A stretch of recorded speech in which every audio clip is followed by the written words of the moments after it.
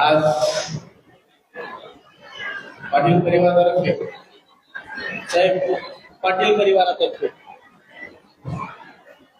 आदरणीय बसवराज पाटील साहेबांचा कौटुंबिक सत्कार पार पडतोय। समोर उपस्थित परमपूज्य आदरणीय गहिनाथ महाराज, आदरणीय गोरखनाथ महाराज, माझे मार्गदर्शक काका देवदास काका,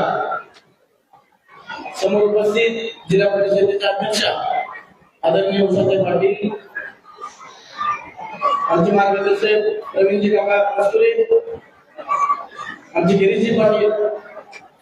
म्हणजे गिरीश काकाने सांगितलं की आमचा पारिवारिक कसा संबंध आहे आणि मी जे सांगणार होते ते काकाने सांगितलं, त्याच्यामुळं वेगळं सांगायची काही गरज नाही। आमच्या दोन्ही नगरसेवकाताई अमरावताई आणि भद्रेताई आणि नंतर उपस्थित सर्वच म्हणजे एवढे आदरणीय व्यक्तिमत्व सर्व करलेले आहेत, त्याच्यामुळे आदरणीय सर्व कुणाचं नाव आहे असेल तर माफी मागतो। समोर बसलेले आमचे आदरणीय सर्वांना अभिवादन करतो। खरं तर धाराशिवला जेव्हा साहेब सत्कार झाला तिथं आता धाराशिवचे जिल्हाध्यक्ष दत्ता कुलकर्णी साहेबांनी म्हणलं की साहेब खरोखरच राजयोग आहे आणि हे सर्व खरंच वाटते मला हे राजयोगच आहे तुमच्या नशिबामध्ये। आणि कायम फक्त म्हणजे तर फार पासून सोडले तर माझे राज्यमंत्री नंतर तुम्ही परिवारामध्ये आलात, जिल्हाध्यक्ष झालात आणि जिल्ह्याची सुद्धा अत्यंत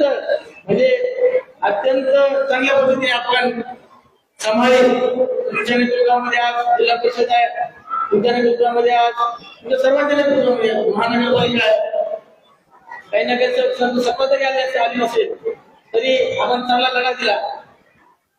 त्यामुळे एक योग्य ताकद पक्षाने आज करून संघटनात्मक ताकद 2 वर्षांमध्ये जे आपण उभी केला,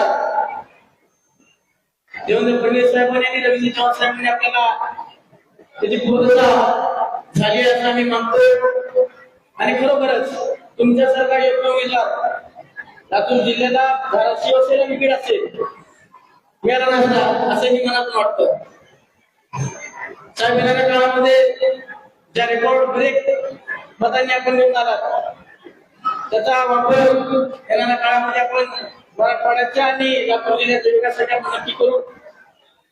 आणि तुमचा आशीर्वाद मला आणि अमृतला शरणदिन आहेत, पण मला आणि अमृतला दोघांनी पाहिजे, कारण अमृत आणि त्याच्या मित्र परिवारांना आणि जागा घेतो।